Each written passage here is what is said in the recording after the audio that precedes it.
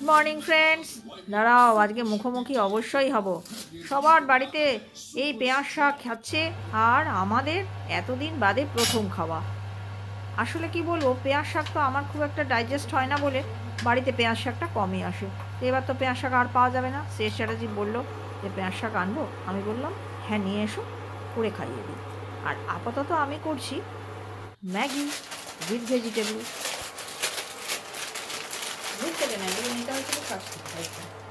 Good morning, একদম সামনাসামনি এইখান থেকেই ব্লগটা শুরু করলাম। সব কেমন আছো? আশা করি সবাই খুব খুব ভালো আছো। আর প্রচন্ড ঠান্ডা পড়েছে, সব শীত এনজয় করছো। আর রুক্মিণী আমাকে বলেছিলেন মেরুন সোয়েটারটা পরে থাকতে, কিন্তু মেরুন সোয়েটারটা আমি পরে থাকতে পারছি না বাবু, কারণ মেরুন সোয়েটারটা আমার গা কুটকুট করছে, মানে আমার বডি ঠিক আর্টিফিশিয়াল জিনিস ধরে নিয়েছে। তাই আমি মন্টি কার্লো বার করেছি। এটা খুব আরামদায়ক, যেরকম গরম আর সেরকম কোনো রকম কুটকুট করে না।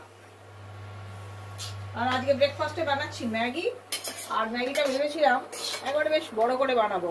বাদ সাধলো আমার মধুবন্তী বললো ম্যাগি খাবো না, সেই জন্য এত বড় বাসনটা বসানো বেকার হয়ে গেল। এইরকম ম্যাগি দেখলেই না দার্জিলিং মনে পড়ে যায়। যাই হোক, যা ঠান্ডা পড়েছে দার্জিলিংকে মনে পড়িয়ে দিচ্ছে। কলকাতার কাছাকাছি বসে বসে দার্জিলিং এনজয় করছি। ওহ, এই বেশি ফালতু কথা বলো না তো। কোথায় দার্জিলিংয়ের ঠান্ডা আর এখানের ঠান্ডা? আর এই তুমি সহ্য করতে পারছো না আবার দার্জিলিংয়ে বরফ পড়েছে, দেখে কি মন টানছিল। আজ ফ্রেন্ডস হবে মাংসর খিচুড়ি। মাংসর খিচুড়ি কিন্তু আমাদের বাড়িতে হবে চিকেন দিয়ে খিচুড়ি। তো এখানে মাছটা একটু কিন্তু আলাদা। এমনি খিচুড়িতে যেমন 50-50, 50 চাল 50 ডাল, কিন্তু এখানে কিন্তু ডালের পরিমাণ অতটা বেশি হবে না, কারণ অবভিয়াসলি এটা মসুর ডাল দিয়েই হবে। আর মসুরির ডাল এবং চিকেন দুটোই তো হাই প্রোটিন, সেই জন্য ডালের পরিমাণ এখানে থাকবে চালের থেকে কম।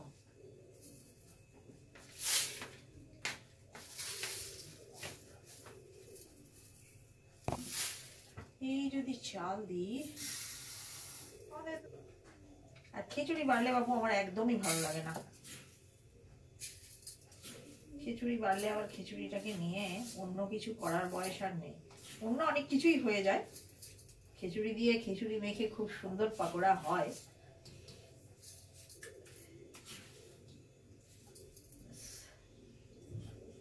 এইটাই দিই।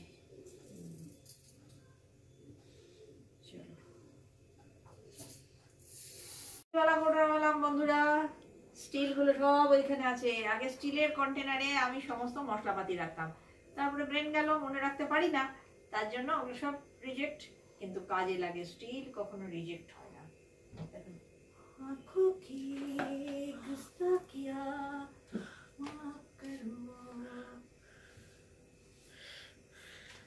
ফ্রেন্ডস, শেষ চ্যাটার্জি ঘিওয়ালা পরোটা খাবে বলে এইসব কিনে নিয়ে এসছে। আমার একদম খারাপ লাগছে।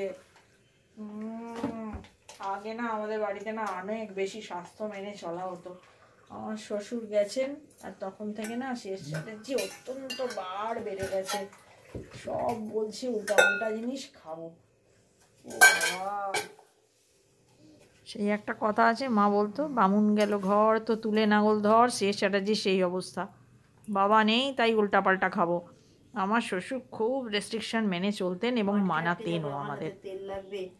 মাগো মাগো মাগো, এইসব ঢালাঢালি করতে গিয়ে আমার হাতে ওই চটচটে ঘি লাগবে, আমার এই সমস্ত না একদম ভালো লাগে না। মধুমন্তী আবার নাকে গন্ধ লাগছে ঘিয়ের, আর আমি আবার টিটকি মেরে বলছি ঘি নয় ডালডা। দিন ধরে পেঁয়াজ শাক হচ্ছে, আর আমাদের আর পেঁয়াজ শাক হয় না, তার কারণ আমি খেতে চাই না, আমার পেট ব্যথা করে বলে। তো এবার তো আর পেঁয়াজ শাক পাওয়াই যাবে না শেষকালে, তাই বললাম শেষ চ্যাটার্জিকে একবার খাইয়ে দিই। শেষ চ্যাটার্জি মধুবন্তী দুজনেই খুব ভালোবাসে। রসুন ফোড়ন দিয়েছি, ইচ্ছে করলে সঙ্গে কালো জিরে সাদা জিরে সব দিতে পারো, আমি ওইসব কিছুই দেবো না। আমি দেবো এই ওর সঙ্গে যে বাল্বগুলো ছিল সেইগুলো দেবো। রসুনটা একটু নেড়ে ছেড়ে ওটা দিতে পারো।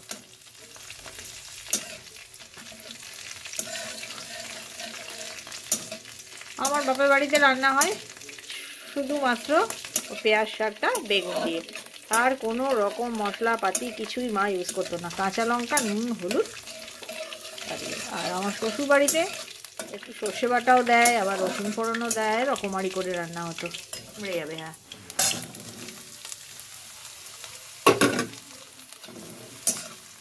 যত বয়স বাড়ছে আমার রান্নায় তত সিম্পলিসিটি ভালো লাগছে, কিন্তু সিএস চ্যাটার্জি তা নয়। এই দেখো কত উৎসাহ নিয়ে সে রান্না করছে, আলু টুকরো টুকরো করে কেটে, কাঁচা লঙ্কা টুকরো টুকরো করে কেটে সব নিজেই কড়ায় দিয়ে দিচ্ছে। আমি ঘি ঢেলেছি না, আমার হাত চটপট করছে, আমি আজকে একটু গরজ নিচ্ছি বলতে পারো।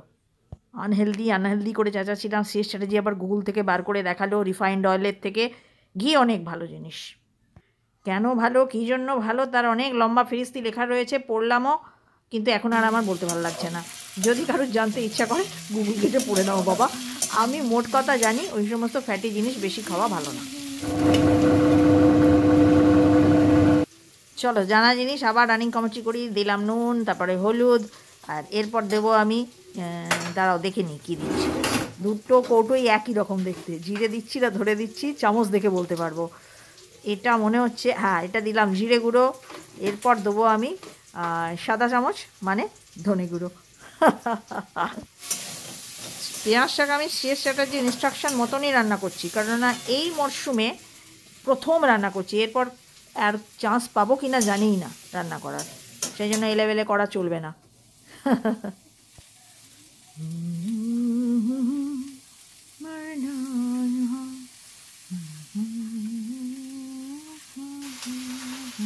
এটা কিন্তু ফ্রেন্ডস এবেলার রান্না নয়, ওটা ও বেলায় এই যে ঘি দেখলে ওই দিয়ে পরোটা বানাতে হবে, তাই দিয়ে খাওয়া হবে পেঁয়াজ শাক দিয়ে পরোটা দিয়ে।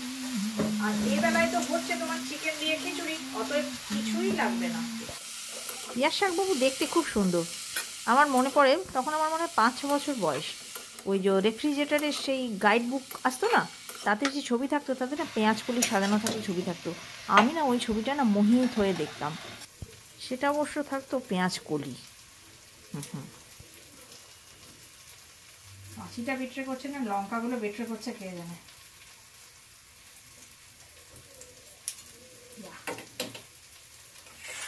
হয়ে গেছে ফ্রেন্ডস।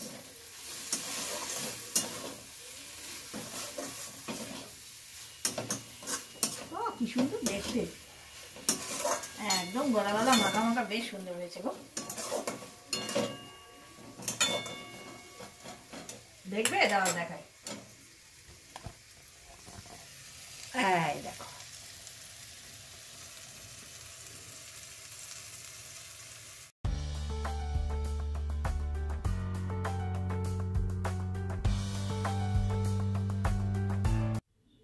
তেজপাতা, ছোটো এলাচ আর দারচিনি ফোড়ন দিয়ে আমি যে পেঁয়াজ ছাড়ছি, এইটা আমি চিকেনের জন্য, মানে চিকেনটা কষে নেবো, কষে নিয়ে রেডি করে নেবো, করে নিয়ে তবে তো চাল ডালের সঙ্গে মেলাবাট করব। আর কদিন ধরে আমি ঠিক মতন ভিডিও রেডি করতে পারছি না, অতিরিক্ত ঠান্ডার জন্য হাত বার করে এডিট করার কোনো ক্ষমতাই নেই। রেকর্ডিং কিন্তু প্রত্যেক দিনই আমি করছি, প্রতিদিনই ভাবছি যে সন্ধ্যের সময় আমি এডিট করব, কিন্তু সে ক্ষমতায় আর কুলুচ্ছে না। দেখা এখানে ফোকাস দে, এইখানে দেখা, এই দেখো এই পর্যায়ে কষা হয়ে গেছে।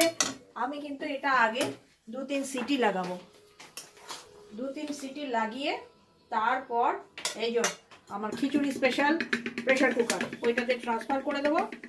তখন চালে ডালে চিকেন দিয়ে খিচুড়ি হবে তৈরি।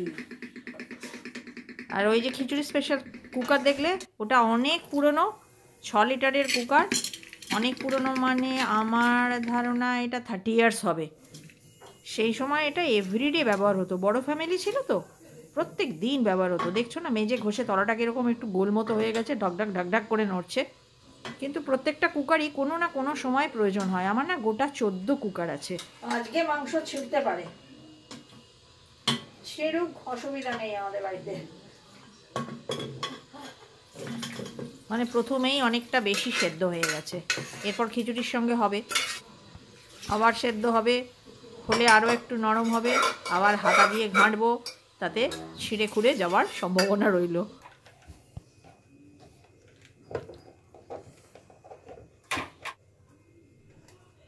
ঢিলি খিচুড়ি হবে। আর এই যে গাজর আর ক্যাপসিকামটা না বাড়তি হয়েছিল গো, সেই জন্য ওটা এখানে দিয়ে দিলাম। আর কাঁচা লঙ্কা, এটা আমাদের বাড়ির স্পেশাল। স্টিম করে চলে গেল, আর দরকার নেই। হয়ে গেছে ফ্রেন্ডস, একদম ঠিকঠাক।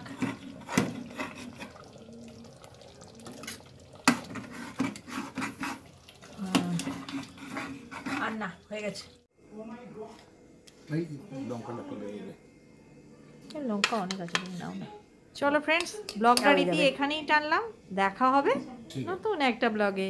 বাই।